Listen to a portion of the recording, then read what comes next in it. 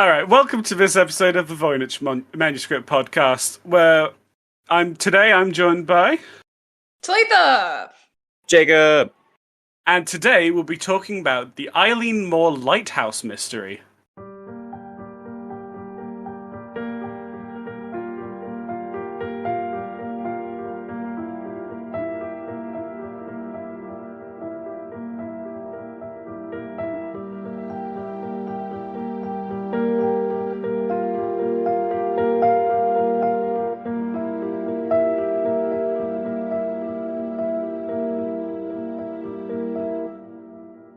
Come on, Eilean. Wrong theme tune. Alright, so I'm going to preface this episode, like last week, how I prefaced it with that mystery was true, that mystery had been solved. This is kind of the opposite. Ooh. It's not true and it's not solved. Well, a bit.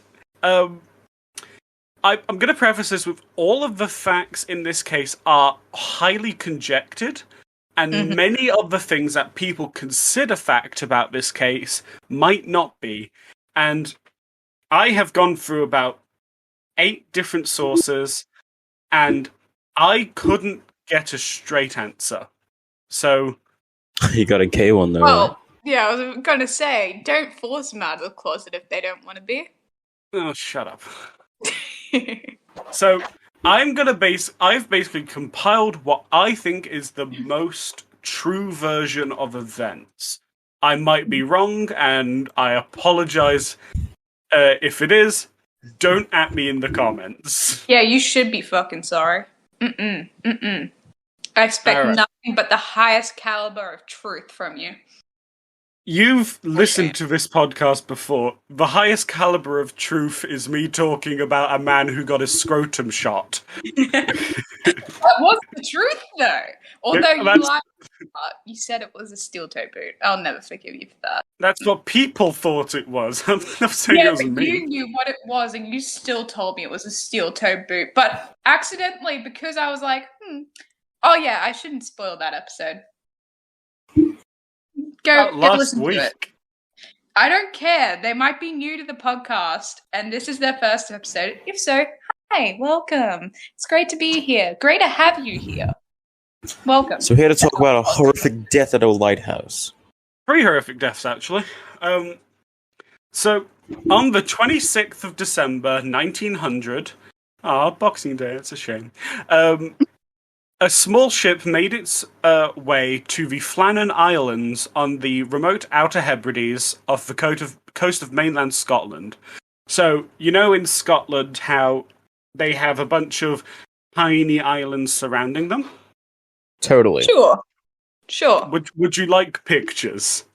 No, Yes, I think we get the idea. No. I need all the pictures. Alright, let me just... I'll get a picture of the Outer Hebrides. I can't quite tell you where Flannan Island is on this map, but I'll guess it. I'll guess where it is. I mean, Scotland has lots of islands, so it's like... That's the wrong chat. It would be excellent if you could put it in the correct place. Thank you. There you go. So these are the Outer Hebrides. The green bit is mainland Scotland. Okay, so... Flannan Island is on there somewhere. I'm gonna search for it. Yeah, if you want. How do you spell it? Flannan. It's Flannan. Flannan. Oh, E-N, sorry. Oh, no, A-N, sorry. F-L-A. Alright. It's the destination of this small ship was the lighthouse at Eilean Mor, a remote island which, apart from its lighthouse keepers, was completely uninhabited. It's named the island of Flannan is named after Saint Flannan, a 6th century Irish bishop who later became a saint. He built a chapel on the island, and for centuries shepherds used to bring their sheep to the island to graze, but would never stay overnight, fearful of the spirits believed to haunt this remote spot. Captain James Harvey was in charge of the ship that came over, which was also carrying Joseph Moore, spelled differently than Eilean Mor. So, how specifically was it spelled? Mor, as in the island, was M-O-R. Joseph Mor was M-O-O-R-E. Okay. And Joseph was a replacement lighthouse keeper. As the ship reached the landing platform, Captain Harvey was surprised not to see anyone waiting for their arrival. He blew his horn and sent up a warning flare to attract attention. There was no response. Did this have a movie made from it? There was a movie a few years ago loosely based on it called The Lighthouse. This starring similar. I know the movie, yeah. Yeah, Willem Dafoe and the Hot Batman. Man from Twilight, yeah. Hot Man from Twilight. Jacob. Not you, No. Jacob. Someone who's much more attractive. It's not Tyler Lautner. Taylor. Oh, Edward then. Yeah. Yes. What's his name? James Madison? Yes, that's it. Yeah. Yeah. Great film, actually. I really enjoyed it. Batman. You enjoyed Twilight? No, The Lighthouse. I haven't Still watched never it. You watched don't enjoy Twilight. Twilight? Never watched it. Anyway, my film repertoire is not important right now. So, once at the lighthouse, Moore noticed that something was immediately wrong. The door to the lighthouse was unlocked, and in the entrance hall, 2 of the 3 oil-skinned coats were missing. Moore continued into the kitchen area where he found half-eaten food and an overturned chair, almost as if someone had jumped from their seat in a hurry. To add to this peculiar scene, the kitchen clock had also stopped. All right. Moore continued to search the rest of the lighthouse, but found no sign of the lighthouse keepers. He ran back to the ship to inform Captain Harvey, who had subsequently ordered a search of the islands for the missing men. No one was ever found. Alright, what do you think happened? Quick question: were there any burn marks within the lighthouse, specifically from the top to the bottom? I couldn't find anything about burn marks. There might have been, but I didn't find anything. When did this happen? Late December 1900. 1900. So, a good while ago. So Nazis weren't a thing yet, so that's how. Oh my god, Jacob. Every No, fucking time episode. traveled. They time traveled. Okay, I am banning Nazi and Soviet talk from this episode, okay? From this episode, what about next episode? Next episode is set in... The next episode will be set during... You can't ban it, Ben. Yeah, I'm not banning it then, that's the point. It's necessary then. It's necessary. Okay. No okay. Nazi talk, got it. No Nazi or Soviet talk. What about All right. MK Ultra? CIA. Anyway. CIA talk. This is in Scotland. Yeah, you think the CIA doesn't send agents around the Interpol. world? The Scotland Yard. Scotland Yard. Alright. So, Harvey quickly sent a telegram to the mainland, which in turn was forwarded to the Northern Lighthouse Board headquarters in Edinburgh. And now I'm going to read out that telegraph. Oh. Alright. A dreadful... shit's bad. Yo, shit's bad, stop. Bitches died. Stop. Alright. A dreadful accident has occurred at Flannan. Stop. The 3 keepers, Ducat and Marshall, and the Occasional had disappeared from the island. Stop. On our arrival there this afternoon, no sign of life was been seen at the island. Stop. Fired a rocket, but no response was made. Managed to land Moore, who went up to the station, but found no keepers there. Stop. The clocks were stopped, and no other signs indicated that the accident might have happened but about a week ago. Stop. Poor fellows, they must have been blown off the cliffs or drowned trying to secure a crane or something like that. Stop. Night coming in, we could not wait to make something as to their fate. Stop. I have left Moore, MacDonald, boymaster, and 2 seamen on the island to keep the light to keep the light burning until you make another arrangements. Stop. Will not return to Oban until I hear from you. Stop. I have repeated this wire to Moorhead in case you're not at home. Stop. I will remain at the telegraph office until it closes if you wish to wire me. Stop. That's how telegraphs were sent back in the day. Anyway, so Spark notes that no one could be found, left a few people there to keep the lighthouse running. Let me know when you get this message.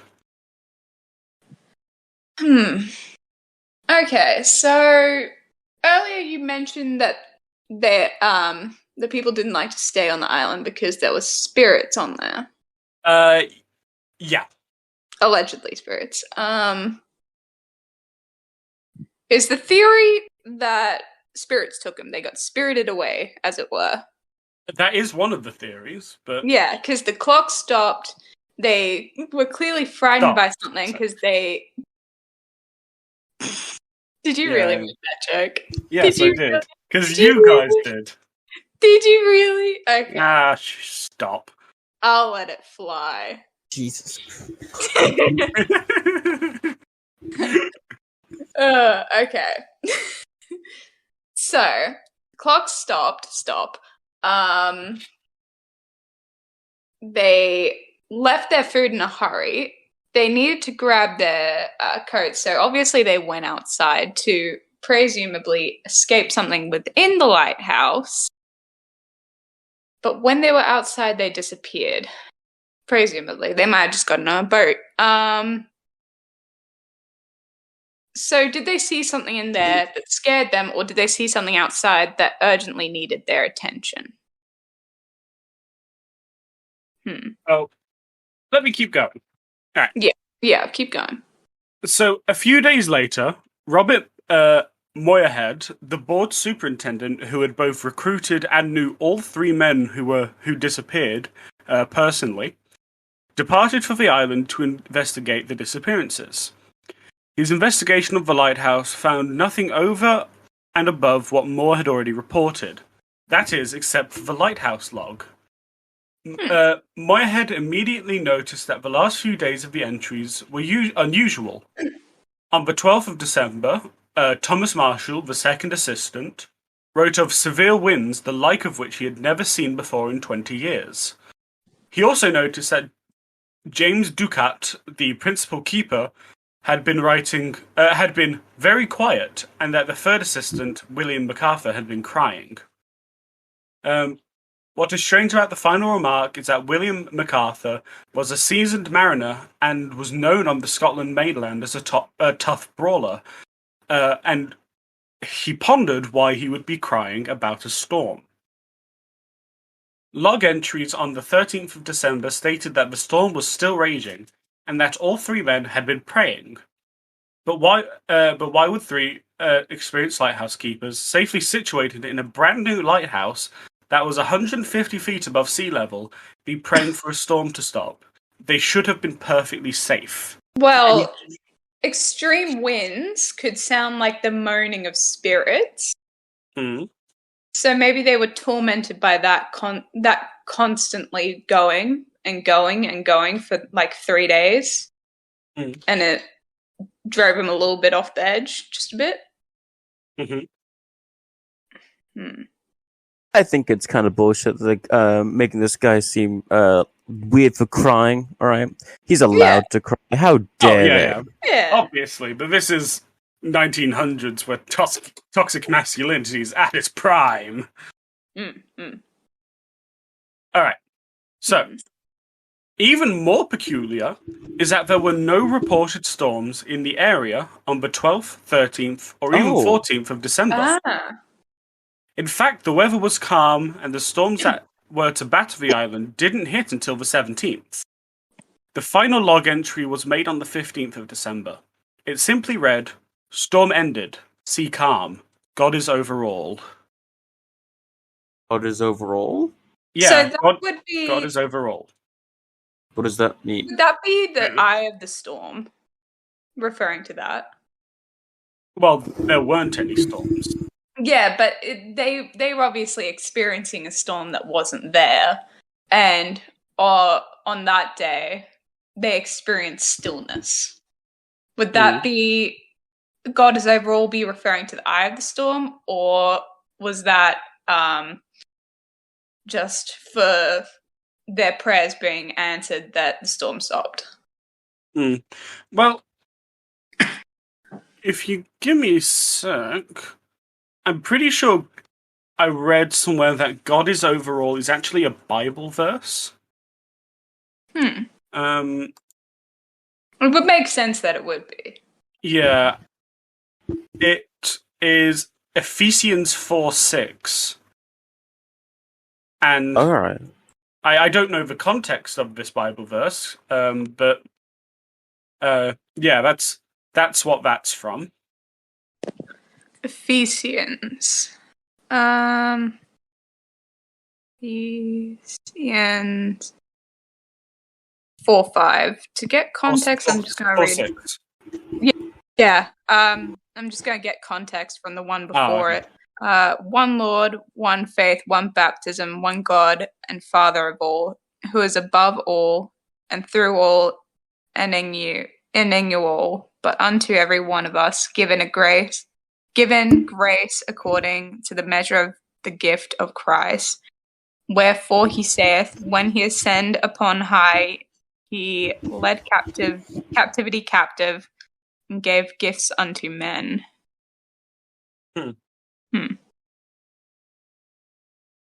So that's this feels way more mystical than the other ones, I guess. It really does.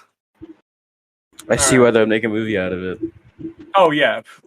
Alright, so, after reading these logs, Moorhead's attention turned to the remaining oil-skinned coat that had been left in the entrance hall. So that's like a raincoat, or a rain slick.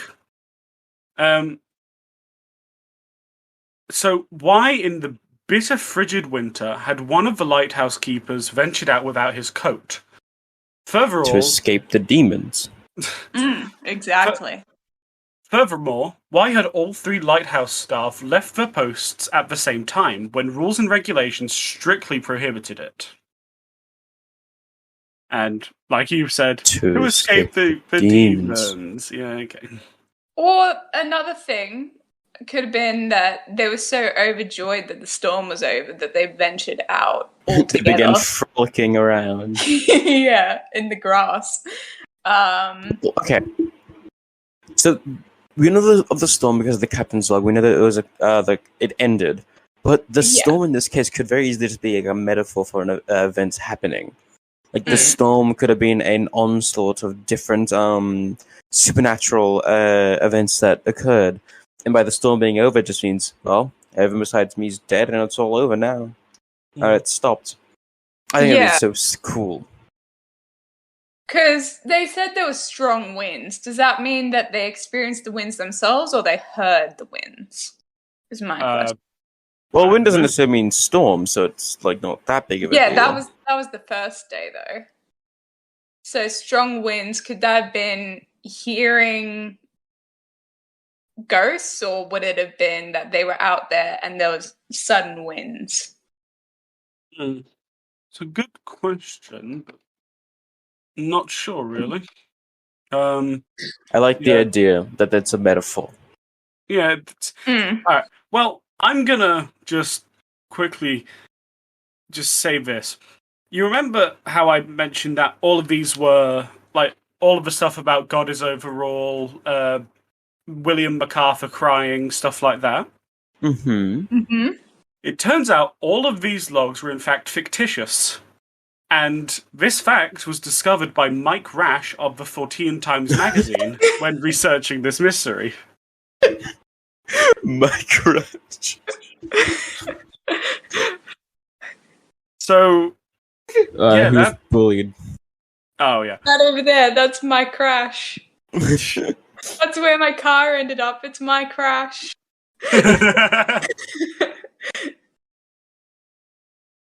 But yeah, for a very long time, all of these events were seen as, ostensibly canon. Mm. But Get into the official lore of the Eilean Mor Lighthouse.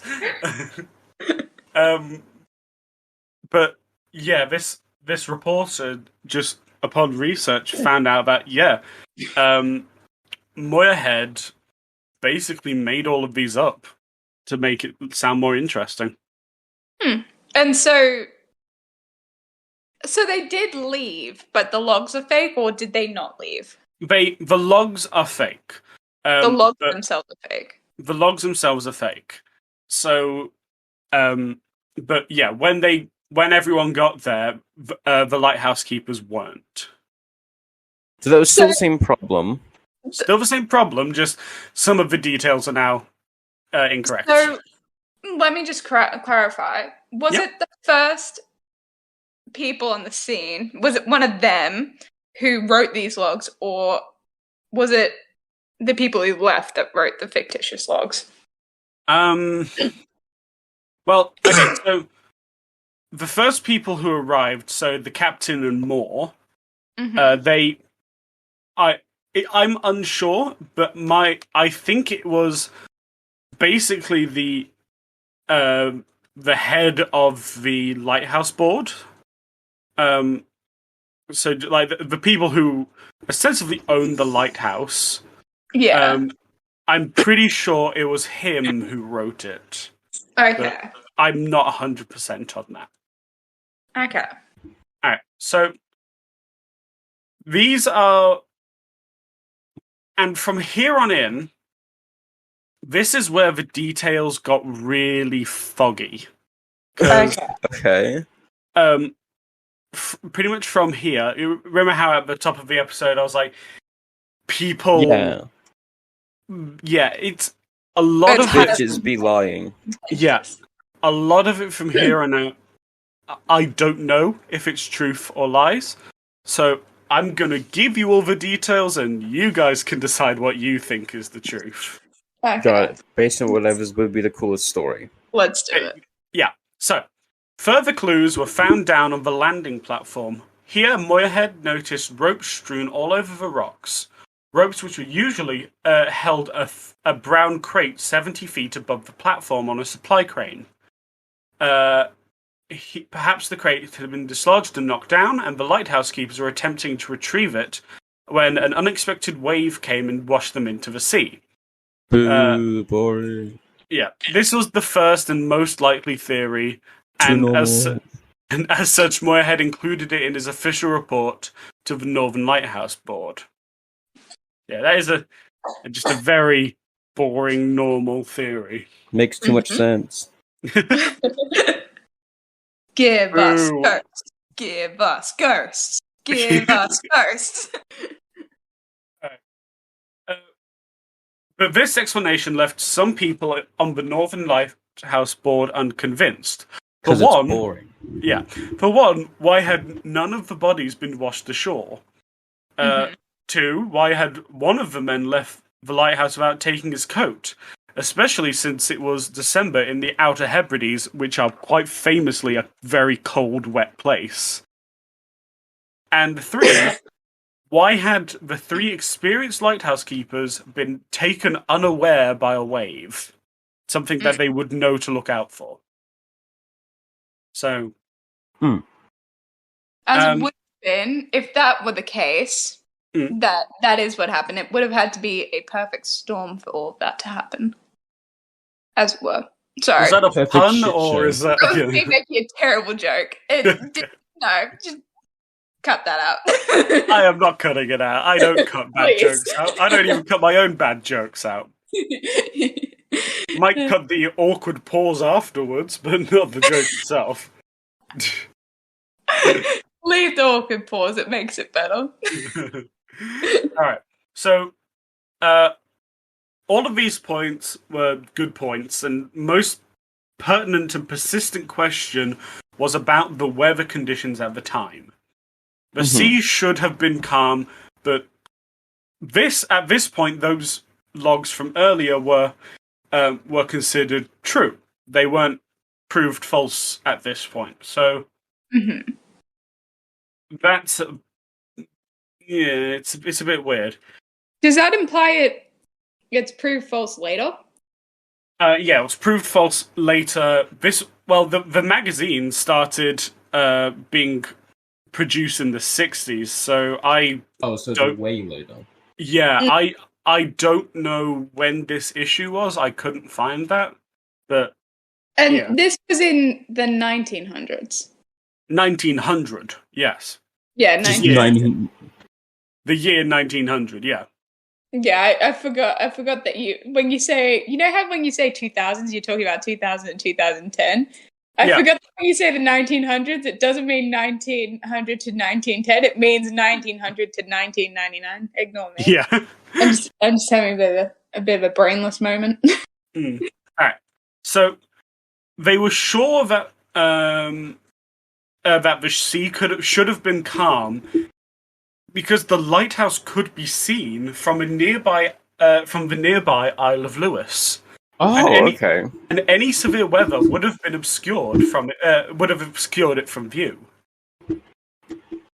So, over the following decades, subsequent lighthouse keepers at the Eilean Mor have reported strange voices in the winds, calling out the names of the three dead men.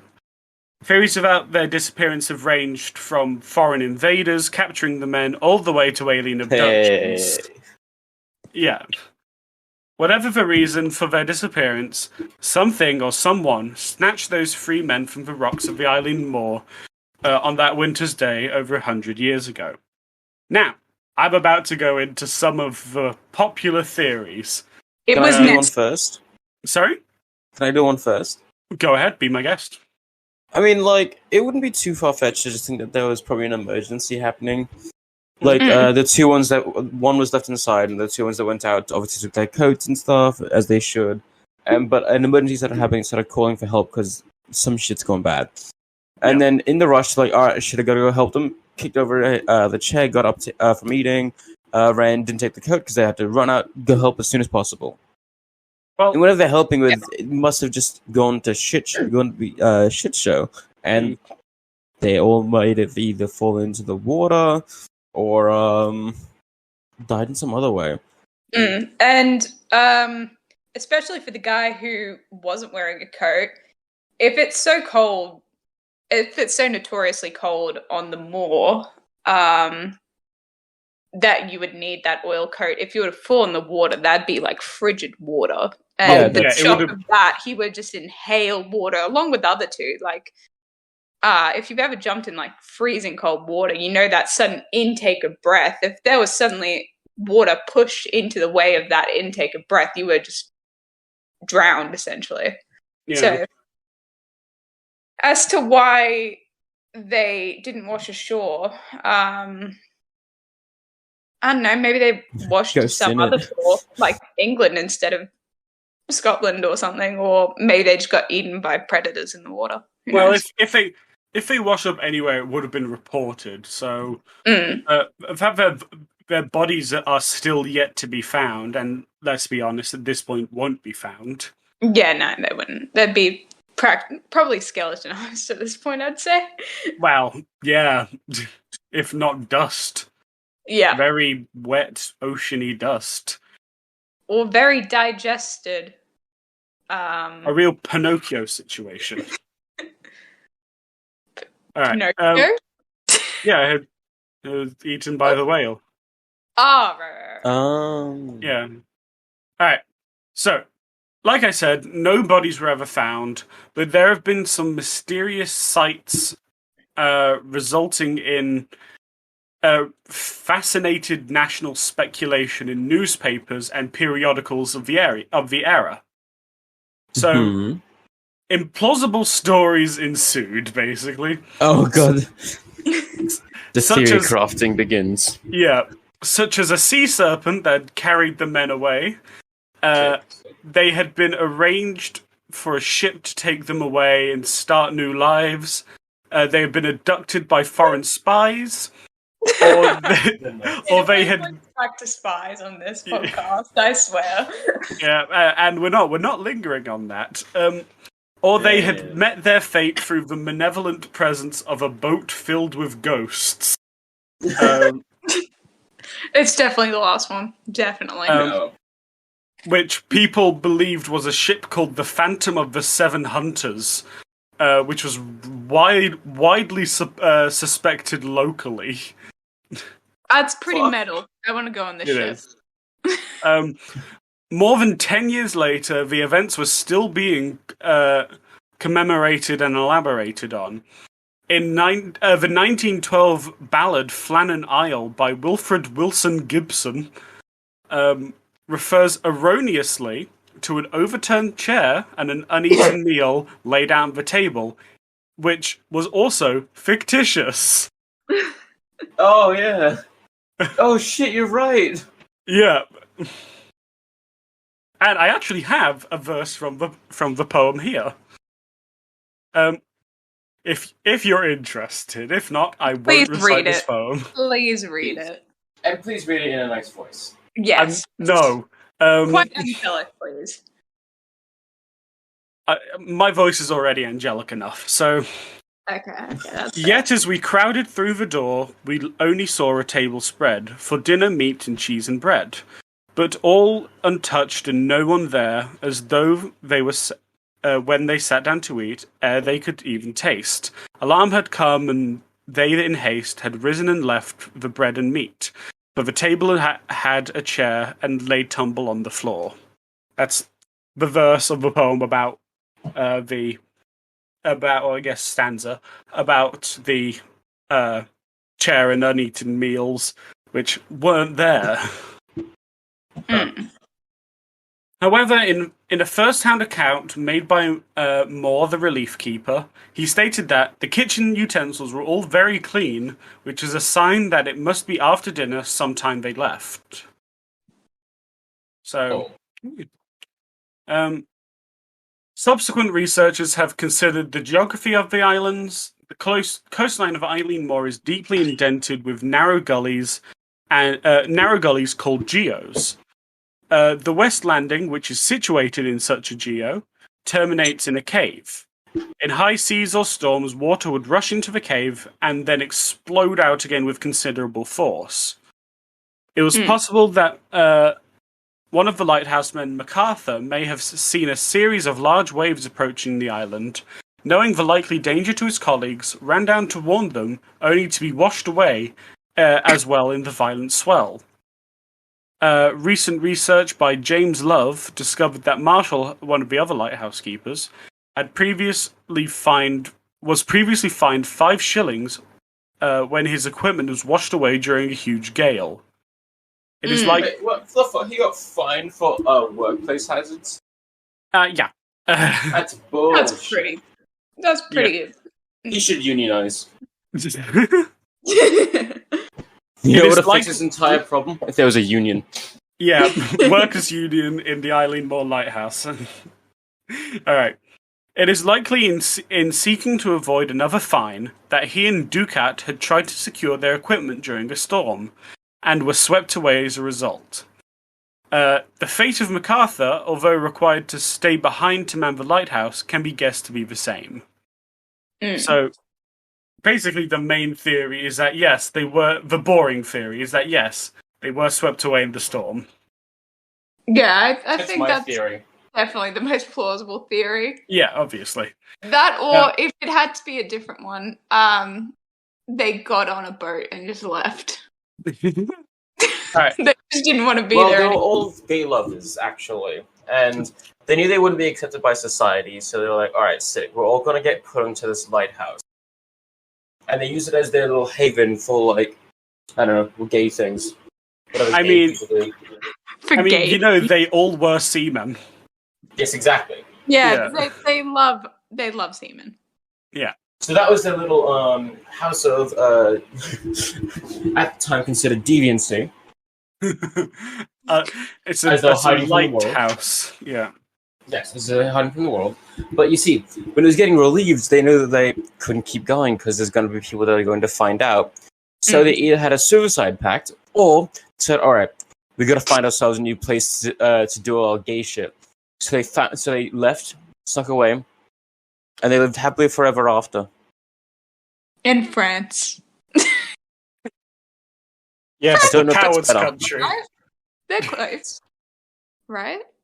Not to the west of Scotland, but Not if you don't have a big boat. or a little boat that you go very fast in. All right. So James Love speculates that MacArthur probably tried to warn or help his colleagues and was swept away too. This theory also has the advantages of explaining the set of oilskins remaining indoors and MacArthur's coat remaining on its peg. Although perhaps not the closed door and gate. Oh, that would just blown shut. Yeah, probably. Another theory is based on the first-hand experiences of Walter Adelbert? Adelbert? We'll go with that. I'm going Adelbert, yeah. A keeper on the Flannan Island from 1953 to 57. He believed one man may have been washed into the sea, but then his companions who had tried to rescue him were washed away by more freak waves. A further, the final theory I'm going to cover, second to last theory I'm going to cover, is based on the psychology of the keepers. Allegedly, MacArthur was a volatile character. This may had led to a fight breaking out near the cliff's edge on the West Landing, and that caused all three men to fall to their deaths. There was a kerfuffle. Yeah. And the final theory is that one man went insane, murdered the other two, threw their bodies into the sea, and then jumped to his own death. Both very plausible theories, I think. No, but again, no bodies. Yeah. Yeah, but there would have been blood in the water. So Yeah, it's the sea, it washes away. And it was discovered about 2 weeks after. So no, I mean blood in the water, predators. Come, eat. Num num. in Scotland? I don't know what's in Scotland. All I know is they have. I'm pretty sure they have Greenland sharks. Maybe. They'd have killer whales, actually. They do? Yeah, I know they do in Scotland. Exactly.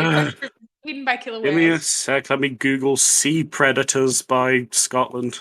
They'd have, like, sea lions, wouldn't they? Or sea leopards or something? I guess. Google was invented for. Are there any? No, I don't want predators in Scotland.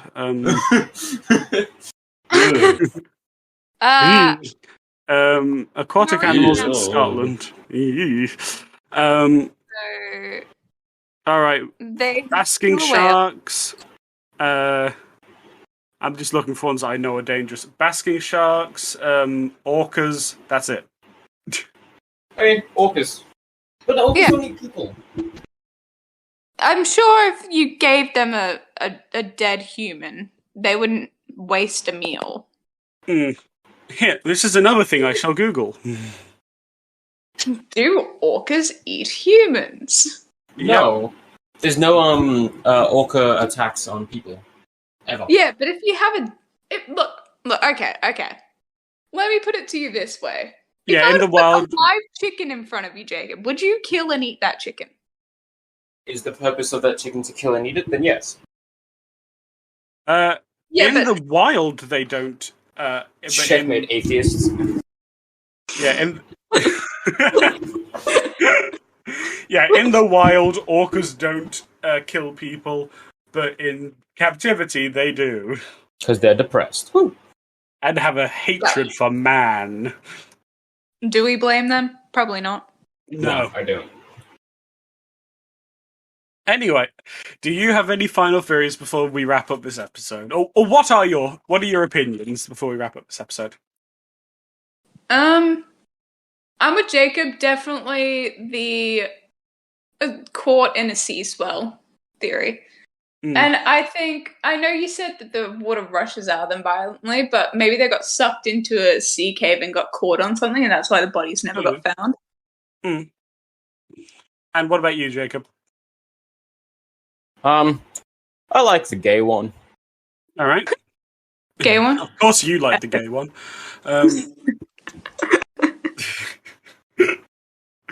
And my personal theory is, my actual theory is same as you, Talitha. Sucked in a sea swell, something like that. But I can't say I don't like the ghost ship theory. Oh yeah, that's the one in my heart. That's the one. That's the theory of our hearts. It's not the theory we believe, but it's the one we want to believe. Yeah. It's right. The theory we needed, not the theory we deserved. Wait, no, that didn't make sense. No, that was that. Okay, it does make sense. Sounds right. All right, and I guess with that note, I've been Finn. I have been Talitha. I'm still Jacob. And thank you for listening to this episode of the Voynich Manuscript podcast. Bye! See ya!